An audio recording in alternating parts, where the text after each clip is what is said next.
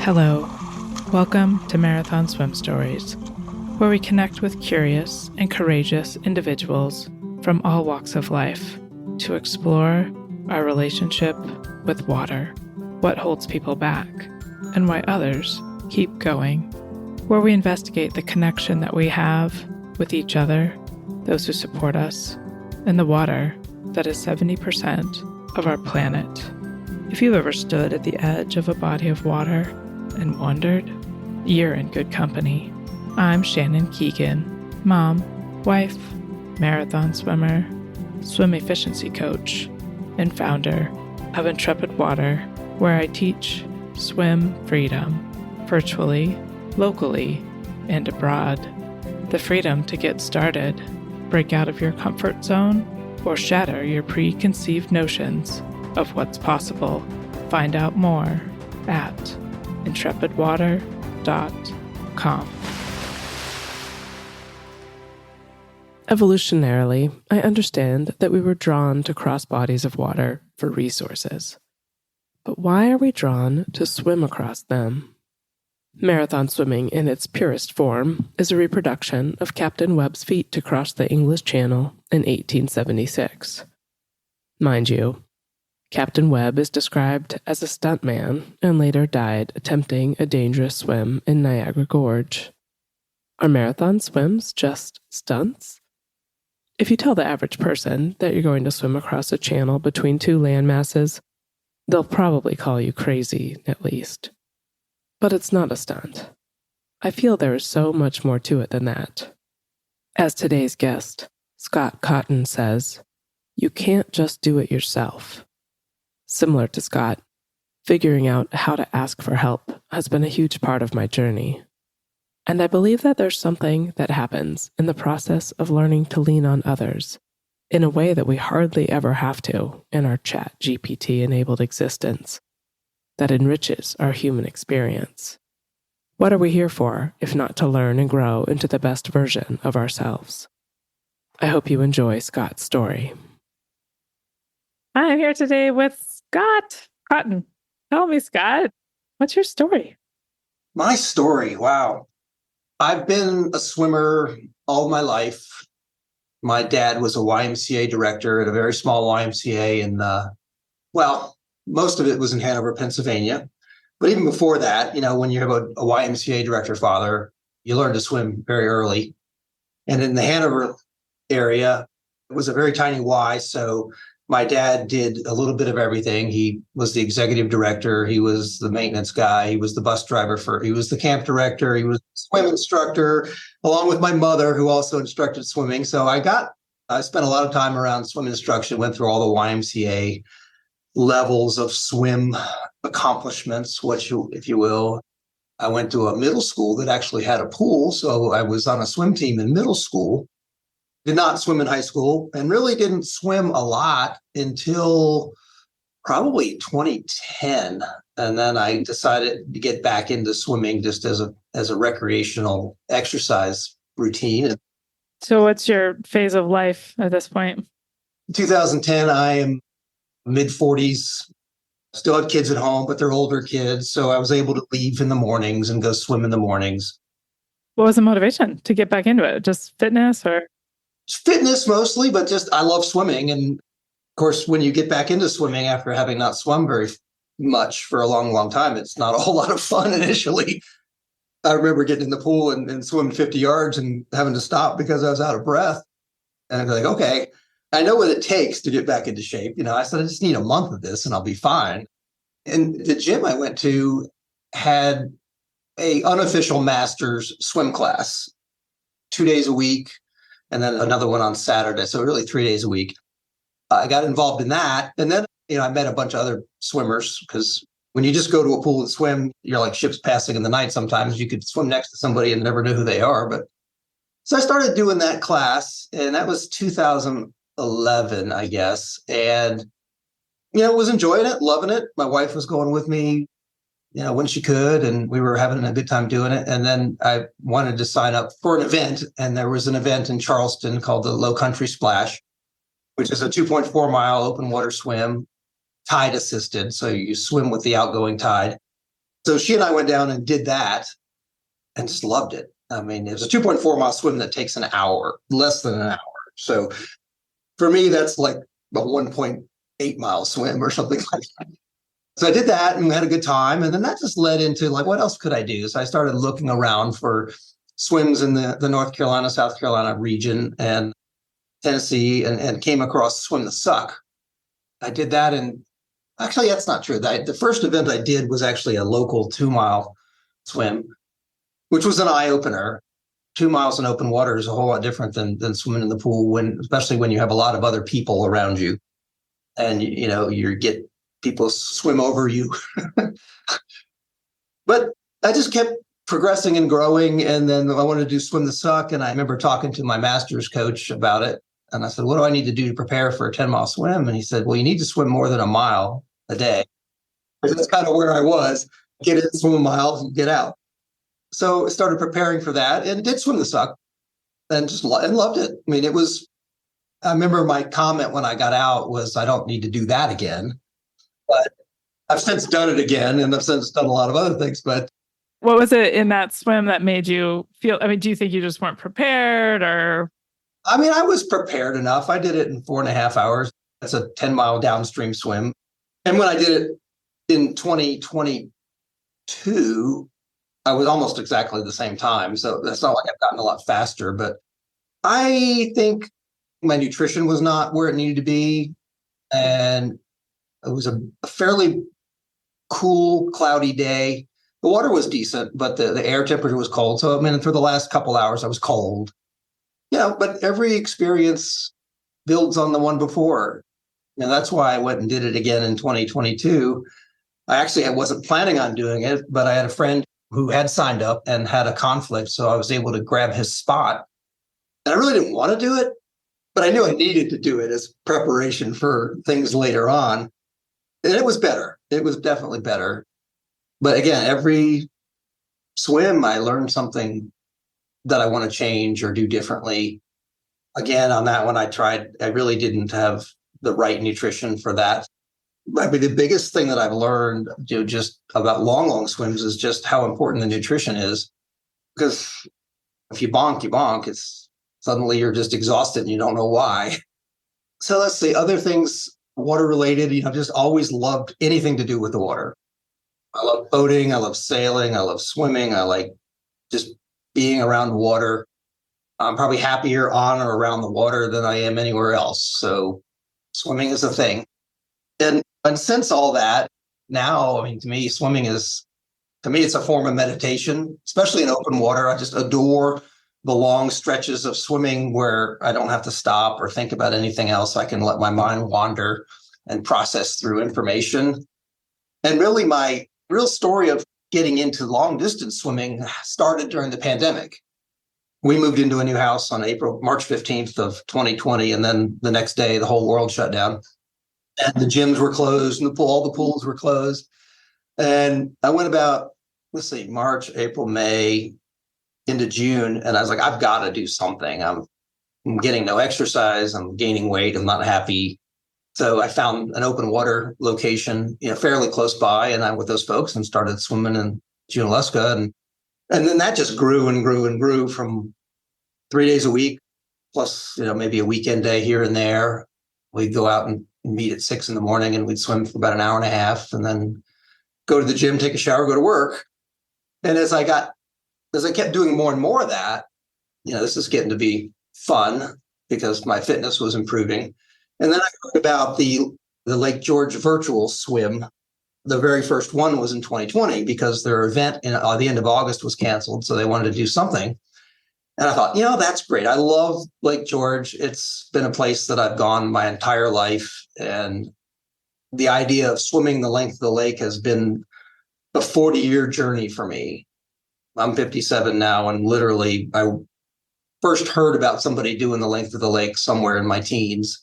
And it was like, wow. Because at that point, swimming across the lake was a big deal. That was a mile. So that was something that you did. And it was a big deal. And swimming the length was something like, it's like, well, I think I could do that with the right training. 16 or 17-year-old, So when this opportunity for the virtual swim came up, I thought, that's awesome.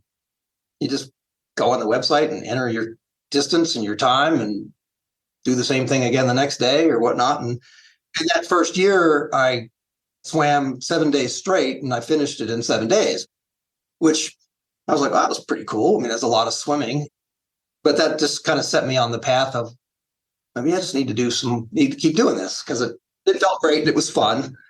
And then the following year, which I guess was 21, I signed up for the event again and completed it in 4 days. And then the year after that, I completed it in 2 days. And then in 2023, I attempted to do it in a single 24-hour period. I thought, that what better way to prepare for an actual Lake George swim than to just swim straight through for 24 hours. Didn't go as planned, things don't often, but we started at midnight and swam until 4:30 the following afternoon when thunder and lightning storm came and I got out. And at that point, I was like, I'm not going to make it before midnight. And that was my goal. So I just went to bed. But, again, it was 21 miles I got done. And I've never done anything even remotely close to that distance-wise in a single go. And that event is a little different. It's not a continuous swim. We were getting out and feeding and using the restroom or whatnot. But it was, for the most part, it was, it's a little over a 2-mile loop around the lake. So we'd swim a clockwise loop and then get a little to eat and then swim a counterclockwise loop, a little to eat. And that was just another great learning experience. First time I'd ever swam at night, which I loved, with the exception of the temperature. Probably from 4 a.m. until the sun came up, I was cold. And that was my first real experience being cold and just having to figure out how to just set that feeling aside in my brain and continue to swim and go, yeah, that's annoying. It's not debilitating. So it was just another neat experience. And my feeds were good. I was experimenting with different feeds on that swim. And then I think I kind of dialed in what I needed to do for an actual Lake George attempt. But I guess at the end of 2022, I had decided I was going to try Lake George in the summer of 23. Started making plans for that. And then I did this practice event of the virtual swim and actually scheduled it for the 14th of August of last year and went up and did it. The biggest challenge of the whole, obviously the swimming is a challenge. I don't want to belittle that, but the swimming was the easy part compared to the preparation of just the logistics of it.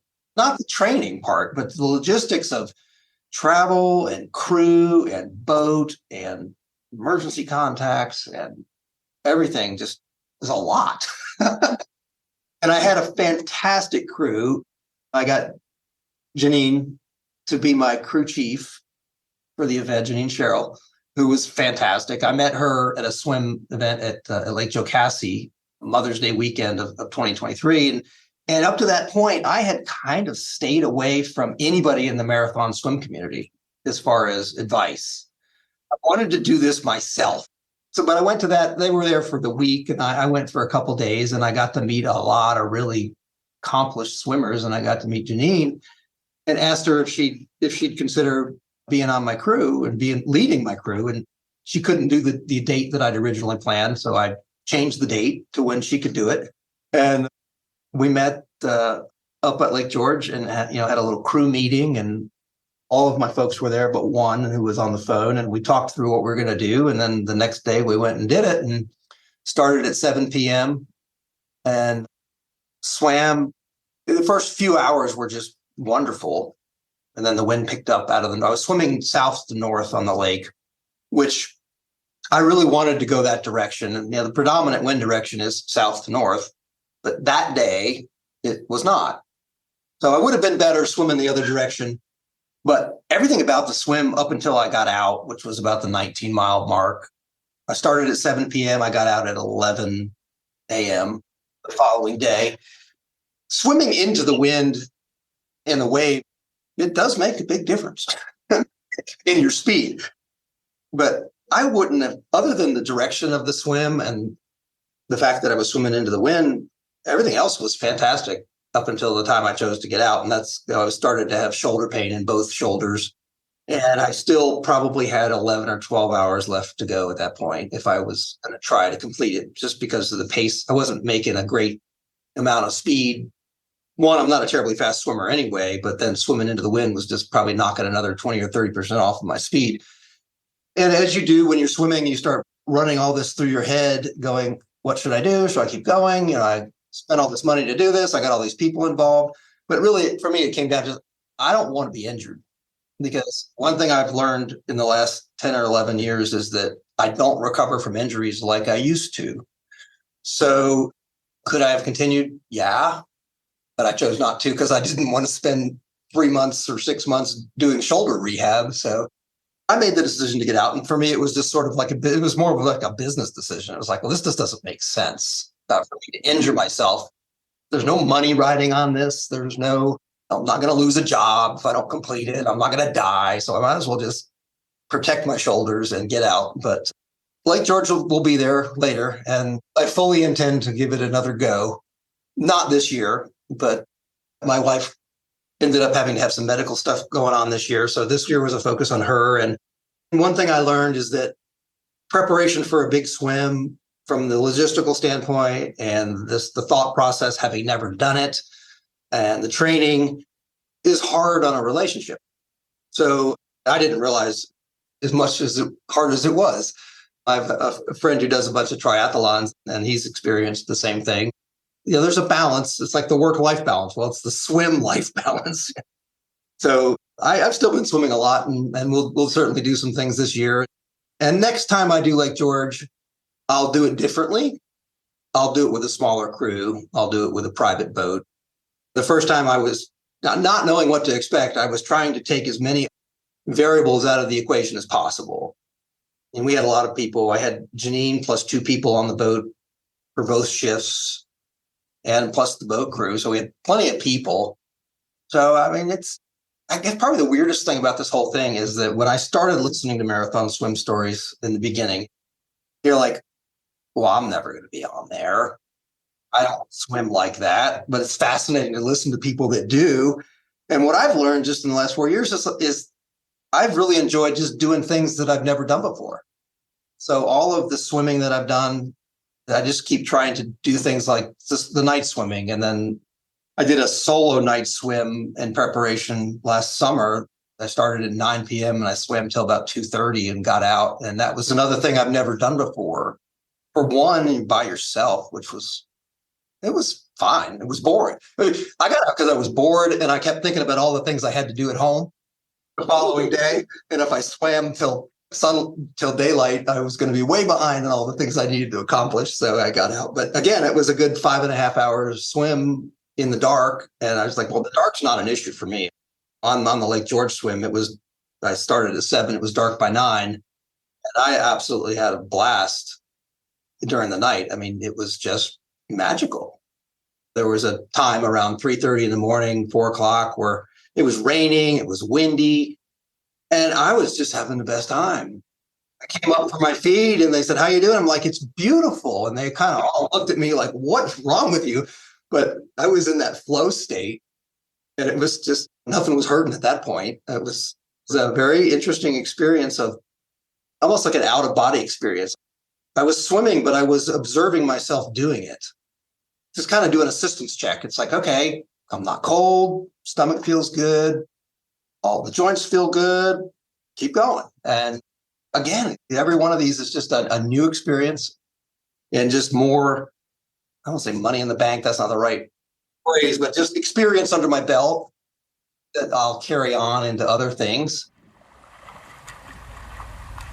How common do you think shoulder injury is in masters and college swimmers? It's a jaw-dropping statistic that you'll learn in the new Minimizing Risk of Shoulder Injury in Freestyle Swimmers course from Swim Mastery. This 60-minute online course is packed with useful information about why shoulder injury is so common in swimming, as well as practical tips to put into practice right away. Go to swimmastery.online and navigate to the shop in the resources menu, or email me, shannon@intrepidwater.com, and I'll send you a direct link so that you can start swimming pain-free today. So you've touched on so many really important things that I don't think we get into, like just the differences between kind of signing up for like a swim the suck and you show up and you bring, there's things you need to do logistics wise, but that versus Lake George, which you're basically starting from scratch. There's not an association that you just sign up with and they bring a boat. Like you have to do all of that. So maybe just, I want to highlight that, and I want to get back into more of the experiences and how they shed light in your swim. So take me through logistics a little bit. I want the relationship thing. This is all good stuff, Scott. Let's dig into this a little bit.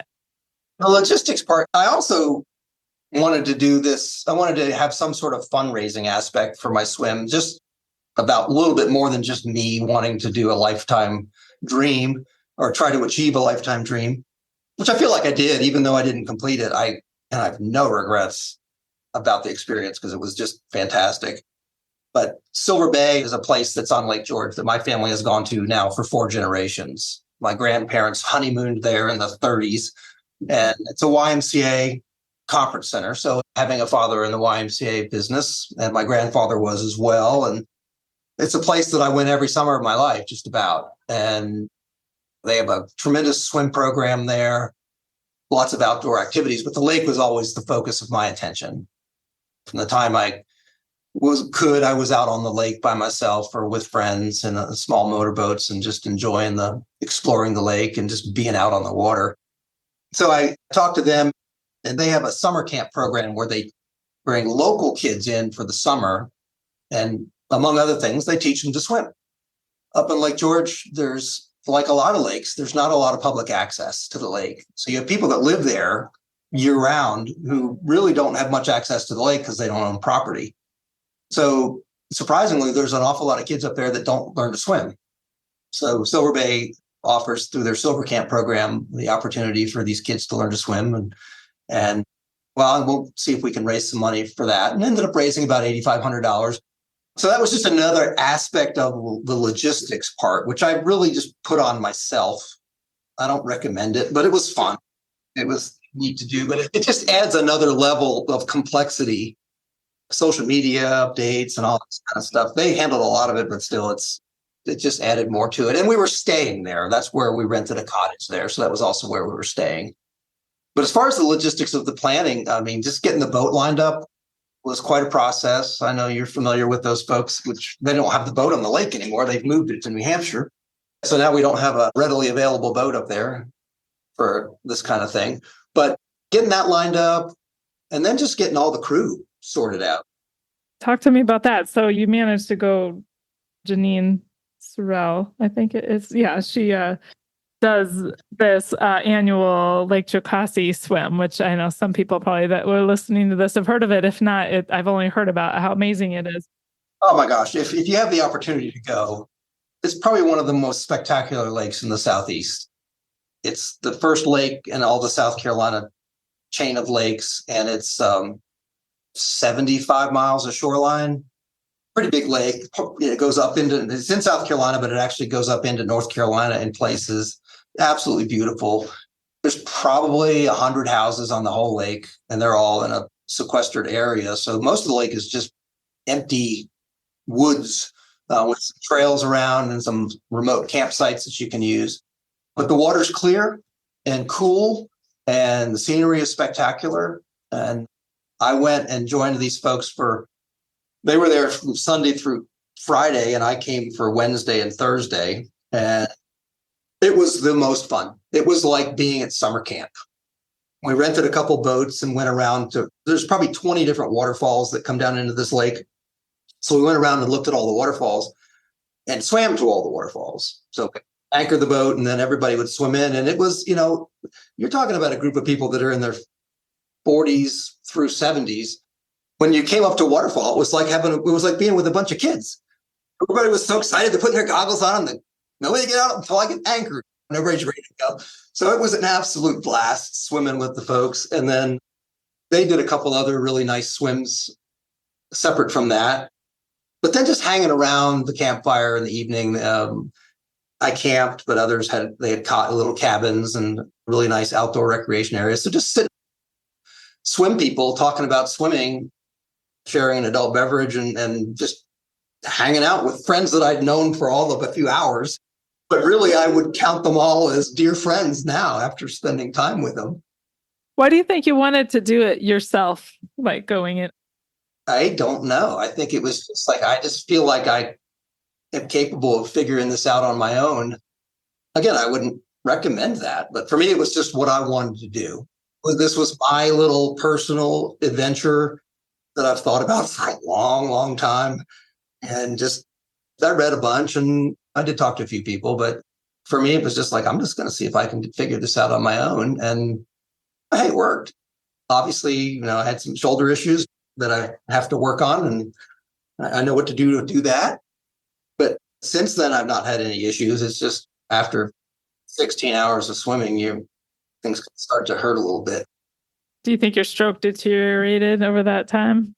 Oh, for sure. Yeah, absolutely. With the weather, there were some times, the winds weren't gigantic. It was sustained 8-knot wind down a 32-mile long stretch of water. So, you got some pretty good waves. And I feel like, definitely expended more energy than I intended probably during that time. But yeah, the stroke definitely deteriorated for sure. I've seen video of it. And it's like, well, that wasn't quite right.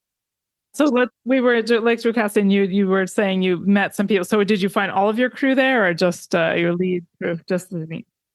No, just Janine. Well, actually, Jane Chaney was there. I got her. Hope Oler was not there, but somebody I knew from Facebook swimming things. And another gentleman from the Lake George area named Jim Butler, who hopes to do Lake George sometime. I think you may have talked to Jim at some point. So he was local. And then my son Ryan kayaked, and he kayaked from 7 p.m. until about 6 in the morning before he had to get out. He was cold. I was in the water generating heat, and he was sitting on a kayak getting rained on and wind blown. But when I had the kayaker, that was probably the best time, because it really just took all the navigation completely out of my bailiwick. I had the kayaker on my left and the boat on my right, and all night long, everything was covered in glow sticks. So as long as I had a glow stick to my left and a glow stick to my right, I knew I was going the right way. And when he got out, I kind of ventured off on my own a little bit. And there was a time where I was probably 100 yards away from the boat because I was trying to swim in the lee of an island. So I've learned some things. You were saying you had the first experience that you had with the cold, where you had to kind of, what do you think it was that helped you realize it's just a feeling? I talk about that with my swimmers sometimes, it's a sensation. But how are you able to kind of remove yourself from that? And then were you able to leverage that in the swim, or did you have any sensations of cold in the swim? Or in the virtual swim that I did when I first experienced that cold, I've done some cold water swimming, but not for extended periods of time. And I don't know, it was just, I was like, I'm cold. If I stop, I'll shiver. If I don't, I'm fine. It's uncomfortable. And I just learned to be comfortable being uncomfortable. And you get that with distance swimming anyway. It seems like there's something that you're like is niggling at you. It's like, well, just set it aside. But I was never happier to see the sun come up, I can tell you, because the sun came up and then it was foggy for an hour or so, and then it burned off and the sun was shining on me. And boy, that's a great feeling when the sun comes out on you. So did you get cold at all in the swim in Lake George? I did not. The water was 73, 74 degrees. It was perfect. That was part of my planning of the time to do it. Was at the end of August, middle to the end of August is about as warm as that water gets up there. So that was fantastic. And the air temp was probably got down into the upper 50s at night, and it was raining. So it was harder on the people that were not in the water probably than me. But yeah, I was never cold, not once. And I was prepared to be cold, but that was one thing I didn't experience. Well, I think either way, even just having had that experience, I'd venture to say that you were prepared, but you trained the right things. Yeah, I tried to do that. And just with the night swimming and the cold and everything, it's like, okay, I've experienced a little bit of all the things that I think I'm going to experience on the actual swim. Was there anything that surprised you on the actual swim? I was surprised by the shoulder pain, really. I wasn't expecting that. You had Scott did freestyle fundamentals with me, was it a year and a half, 2 years ago now? Year and a half ago. And you had shoulder pain when you started, right? I did. Yeah, I had definitely experienced it in the past, but I kind of thought it was past it. Well, I guess it just goes to show our old habits sneak back when we're left to fatigue and other devices. I'm going to do some stuff this summer. We'll see how it goes, but I feel like I continue to work on all the skills. Even this morning, Drew and I are there working on it together and in the pool. We're probably about a month out from getting back in the lake for any kind of morning activities, but I just can't wait to get in a body of water where I don't have to turn every 20 seconds or whatever. It's just like, that'd be wonderful. But, the pool is the season. It's like, for me, the lab. I call it the lab. The end of April through probably the end of October is in the lake, and then we transition to the pool and do that. But it's better than not swimming, at least for me. Swimming has become far more than exercise now. It's obviously an exercise, but for me, it's therapy. That's great. Well, I think I don't know if you've heard of the blue mind. I mean, Wallace J. Nichols talks about being in, around, on, under, like you don't even have to be in the water, but like you were saying, like growing up, like you just love being around the water. Like it just has this calming effect on us. All humans need to be. I could just sit in a boat tied up to the dock and be happier than if I wasn't sitting in the boat. There are other people like that. It's interesting. The boat on Lake, the owner, Kim, who owned the boat, I was talking to her about her love of the water. And she says, yeah, sometimes I take my lunch down to the boat and I just drive about 100 yards off the dock. I drop the anchor and I just sit there for an hour and eat my lunch. And she says, happier there than anywhere else. And I said, I get that. What was it? Water Horse Adventures. That's who we're talking about. Kim at Water Horse Adventures. They're an awesome. They were fantastic. They just did everything exactly as they said they would. And they have full complement of people and they took good care of the crew. And the crew was really happy that they didn't have to stand in the rain because they had an awning over the whole back of the boat. So everybody was able to stay dry and warm and have a place to go to the bathroom. And so that was worth it. But again, if, doing it again, I would probably do it a little bit differently just because I have the experience now. Yeah, totally. I mean, the trick with Lake George, at least my understanding from when I booked it, was like you can't rent overnight. So you have to find someone, if you know someone who has a private boat and they're able to do it. I tried that first. I spent a couple months trying to figure that out, but I couldn't wanted something with some enclosure to it. I probably could have found a pontoon boat, and I know a lot of people have just done that, but I don't know. I didn't want to subject all my volunteers to the elements if I could avoid it. So, yeah, it's important to keep our crews happy and comfortable, right? Yeah, but the whole experience of the last 4 years has just been building on another, and just trying to figure out how to do something I've never done before, and be a marathon swimmer. It's your intro to your podcast is, if you've ever looked at a body of water and just wondered if you could swim across it. Not every body of water I see, I think that, it's just, so I'll be driving down the highway. It's like, oh, there's a lake. Exactly. Right. So for me, it's just been a growth experience, not just in swimming, just in everything. It's made me a better person in this whole process over the last 4 years of learning how to do things you didn't do and training. And I kind of learned from this that I can apply that same theory to every element of my life if I choose to. And really, that's one of the things I've tried to just share with other people is like, just go do something you've never done before, or try something you didn't think you could do, because you might surprise yourself. Isn't that a gift in our life of this finite time we have on this earth, that we maybe try to surprise ourselves? Right. And one of the other things about marathon swimming that I guess because I hadn't done a lot of swims with crews, it appears on the outside to be a solitary sport, but it's not a solitary sport at all. If you're going to do a true marathon swim, you got a whole team of people that you can't do it without them. And that was probably the biggest aspect of the whole thing, was just understanding that I can't just do it myself, because That's what I was trying to do. But at some point, you've got to engage other people and get them to give up their time and their money or whatever and travel and come help you. And that's one of the things that I look forward to, is being able to help other people crew. This gentleman, Jim, up at Lake George, who I told him this, he's reached out to me a couple of times over the last year. And I said, look, when you're ready to do something, you tell me, I'll be there. If I can possibly manage it, I'll come be your crew. You were mine. I mean, we're on the boat for 11 hours. That's a long time. I'll come do whatever needs to be done. And because really, I think crewing for people, I tried to crew for you when Janine got COVID, but that I just couldn't make it from a work perspective. But I wanted to do it for the experience of being on a crew and seeing what all things go down and what are the challenges and what are the things that worked really well and the things that didn't.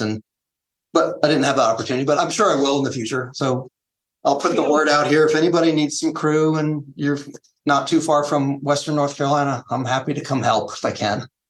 That's absolutely. And I think it's interesting to just that I can do it myself. I think I even have a blog post called I Can Do It Myself. There's definitely so many things in my life that I think that I've always thought, oh, I can just do it, like move across the country I've done all these things like by myself. I can do it.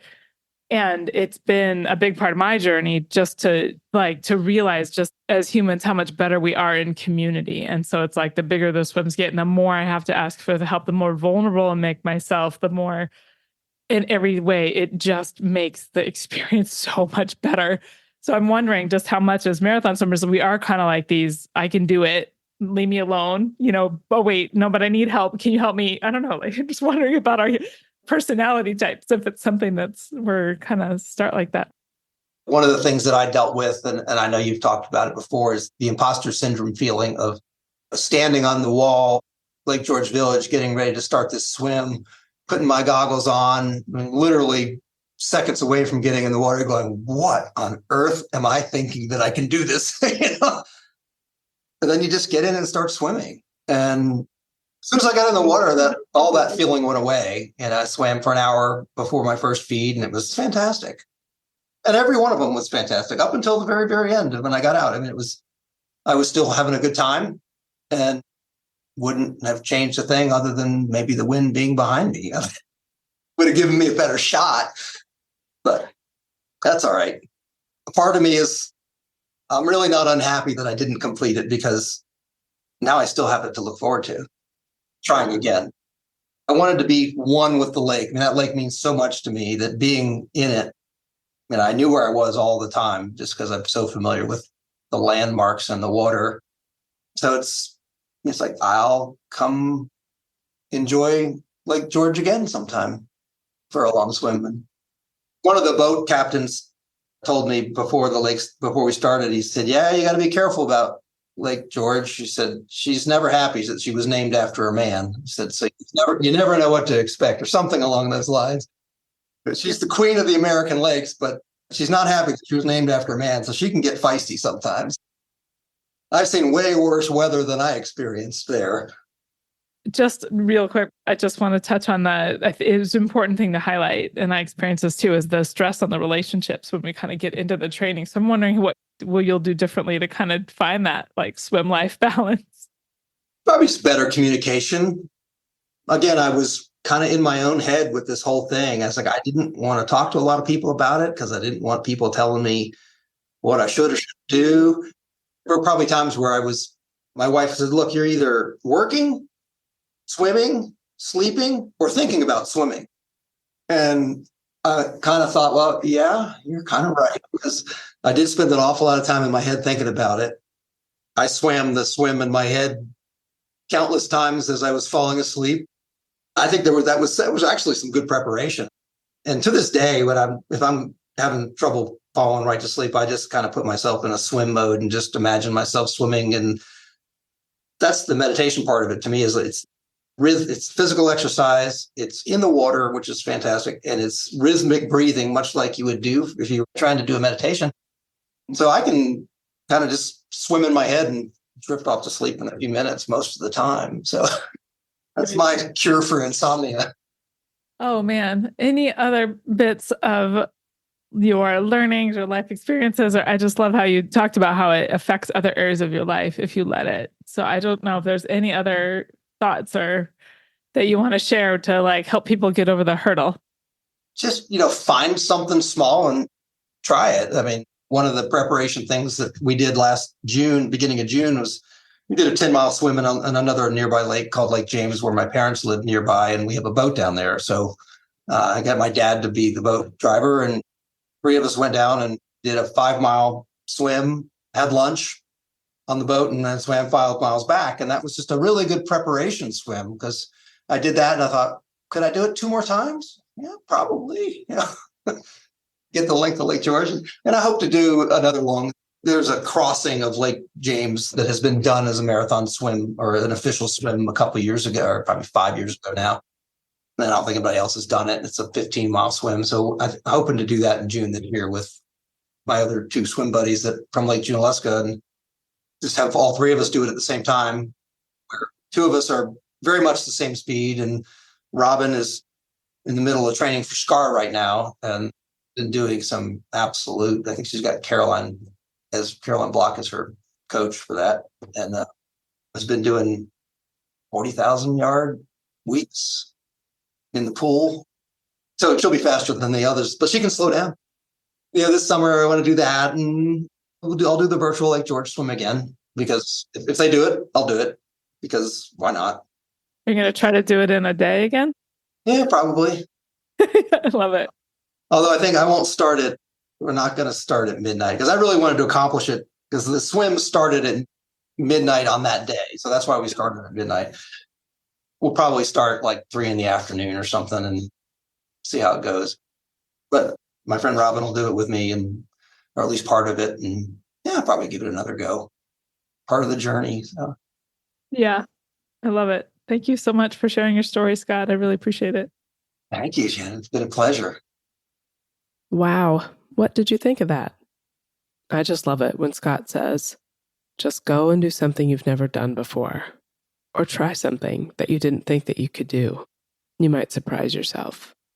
As a coach, helping people surprise themselves is one of my greatest joys. Because isn't that what it's all about? If we do the same thing over and over again and expect a different result, yes, then we're crazy. But to keep pushing and stretching to find out what we're capable of, that is curiosity. Be curious and dance with fear, my friends. And if you enjoyed this episode, please leave a review on your podcast provider and share it with your friends and family. Thank you.